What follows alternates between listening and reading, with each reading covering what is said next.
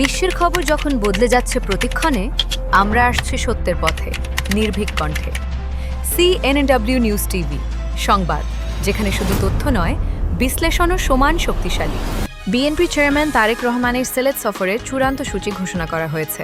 আগামী ২১শে জানুয়ারি রাতে তিনি আকাশপথে সিলেটে পৌঁছাবেন। পরদিন ২২ জানুয়ারি হজরত শাহজালাল রহন্তাওয়ান ও হজরত শাহপুরান রহন্তাওয়ানের মাজার জিয়ারতের মধ্য দিয়ে তিনি শুরু করবেন ত্রয়োদশ জাতীয় সংসদ নির্বাচনের আনুষ্ঠানিক প্রচার। বিএনপি পক্ষ থেকে জানানো হয়েছে, মাজার জিয়ারতের এই ধারাবাহিকতা দলটির ঐতিহ্য।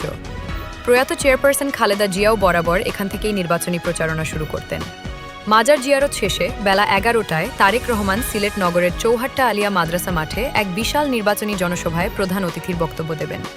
এই সমাবেশে অংশ নেবেন সিলেট, সুনামগঞ্জ, মৌলভীবাজার ও হবিগঞ্জ জেলার বিএনপির নেতাকর্মীরা এবং মনোনয়নপ্রাপ্ত সংসদ সদস্য প্রার্থীরা। জনসভা শেষে সড়কপথে ঢাকার উদ্দেশ্যে রওনা হয়ে তিনি মৌলভীবাজারের শেরপুর এবং হবিগঞ্জের শায়েস্তাগঞ্জে আরও দুটি জনসভায় বক্তব্য দেবেন। এসব সভায় সংশ্লিষ্ট জেলার প্রার্থীদের আনুষ্ঠানিকভাবে পরিচয় করিয়ে দেবেন বিএনপির চেয়ারম্যান। দলীয় সূত্র জানিয়েছে, বিএনপির চেয়ারম্যান নিযুক্ত হওয়ার পর ঢাকার বাইরে এটিই তারেক রহমানের প্রথম সফর, যা নির্বাচনী রাজনীতিতে বিশেষ গুরুত্ব পাচ্ছে। এদিকে তারেক রহমানের আগমন ঘিরে সিলেটে বিএনপি ও অঙ্গ সংগঠনগুলোর প্রস্তুতি শুরু হয়েছে। আলিয়া মাদ্রাসা মাঠের জনসভাকে ঘিরে স্মরণকালে সর্বোচ্চ জনসমাগম ঘটানোর লক্ষ্যে চলছে ব্যাপক প্রস্তুতি। রাজনীতির মাঠে নতুন গতি আনতে যাচ্ছে তারেক রহমানের এই সিলেট সফর, এমনটাই মনে করছেন রাজনৈতিক বিশ্লেষকরা।